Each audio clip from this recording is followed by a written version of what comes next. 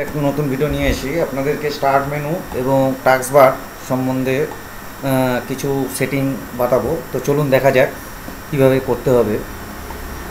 First আমাদের start মেনুতে click করব, করে দেখেন এই জায়গাটাতে অনেক রকম আপনারা নিজের পছন্দের মতো আইকন এখানে বসাতে পারবেন।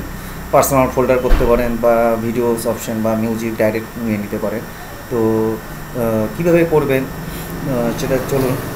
তো এর উপরে ক্লিক, এরপরে রাইট ক্লিক, স্টার্ট সেটিং। তো দেখেন এখান থেকে আপনারা মোর পিন অপশন নিতে পারেন, ডিফল্ট অপশন নিতে পারেন, মোর রিকোয়ারমেন্ট অপশন নিতে পারেন। এখান থেকে চয়েস করে নিতে হবে। ডিফল্টই নিই।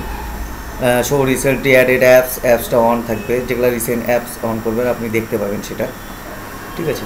তারপরে বলছে show recommended tips, new apps, এগুলোও দিতে পারবেন। ফোল্ডার অপশনে যাবেন, ডাইরেক্ট ফোল্ডার অপশনে গিয়ে দেখেন আমি মিউজিকটা ঠিক করেছি বলে মিউজিকটা দেখতে পেলাম। তাহলে এখান থেকে ভিডিওটাকেও বন্ধ করে দিচ্ছি। তো এখান থেকে আমরা পার্সোনাল ফোল্ডারটাকেও বন্ধ করে দিচ্ছি। আপনি মনে করেন সাপোজ আমি এখান থেকে ডকুমেন্টসটা অন করলাম, ফাইল এক্সপ্লোরারটাকেও অন করলাম, ঠিক আছে। আর এখান থেকে আমি হলো ডাউনলোড অপশানটা অন করলাম। এই তিনটা অপশান যখন অন করলাম দেখবেন আমার ওই জায়গাটা চলে আসবে।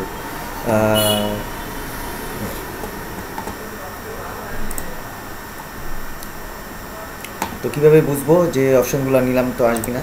দেখেন এখানে চলে আসলো, দেখেন ফোল্ডার অপশন, ডকুমেন্টস অপশন চলে আসলো, মানে ডাউনলোড অপশন চলে আসলো। এখান থেকে তারপর হলো ফাইল এক্সপ্লোরার অপশনে চলে আসলো। তো পরের যে কাজটা দেখেন ফোল্ডার অপশন থেকে গেল,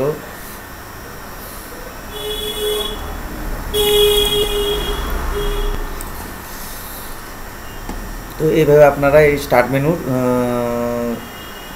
মেনুতে আপনারা এই জায়গাতে অ্যাড করতে পারবেন, নিজের পছন্দ মতো সব কিছু অ্যাড করতে পারবেন।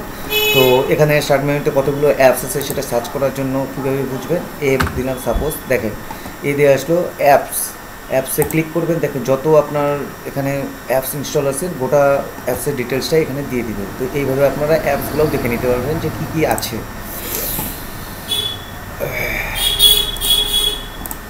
গেল।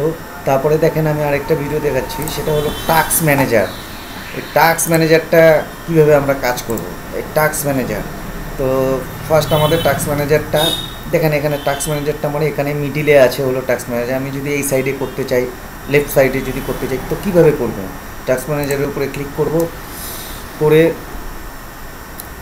এখান থেকে অর্ডিনারি হাইকন, এটা না, এখান থেকে অটোমেটিক টাস্ক বিহেভিয়ার অপশনে যাব। টাস্ক বিহেভিয়ার অপশনে দেখেন আমি সেন্টার করেছিলাম বলে সেন্টারে আছে।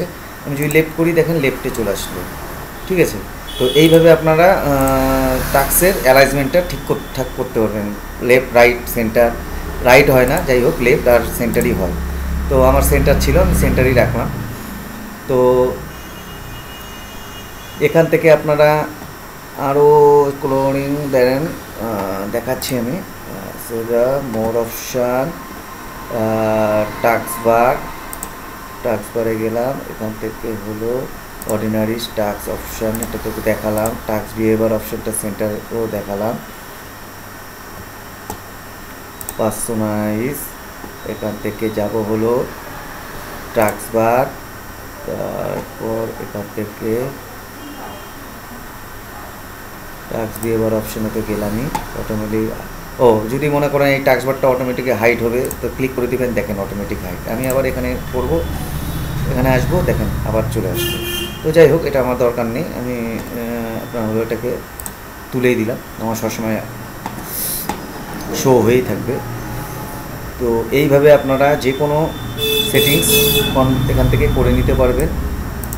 আদার সিস্টেম হাইট আইকন, এগুলো যদি আইকনগুলোকে যদি হাইট করে নিতে পারেন, হাইট করে নিতে পারবেন, ঠিক আছে। সাপোজ মনে করেন আমি একটা এই জায়গাটাতে দেখেন এটাকে মাইক্রোসফট এজটাকে হাইট করে দেবো। তো মাইক্রোসফট এজটাকে যদি হাইট করে দিই, তাহলে এটাকে যদি এজ করে দিই, দেখেন এখান থেকে ক্লিক করে দিলাম, এই বাইরে শো হয়ে আসলো, ঠিক আছে। তো এটাকে যদি আবার বন্ধ করে দিই, দেখেন ঢুকে গেল।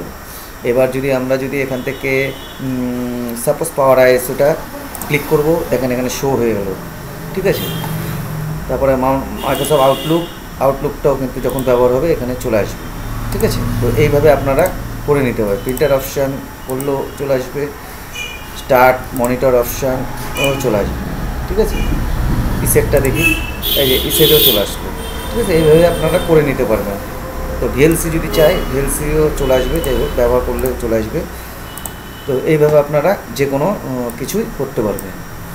এটা হলো টাস্ক মেনুর অপশান। তো এইভাবে গাইস এইভাবে করে নিতে পারবেন সব কিছু। তো ভিডিওটি ভালো লাগলে লাইক শেয়ার করবেন, চ্যানেলটিকে সাবস্ক্রাইব করবেন।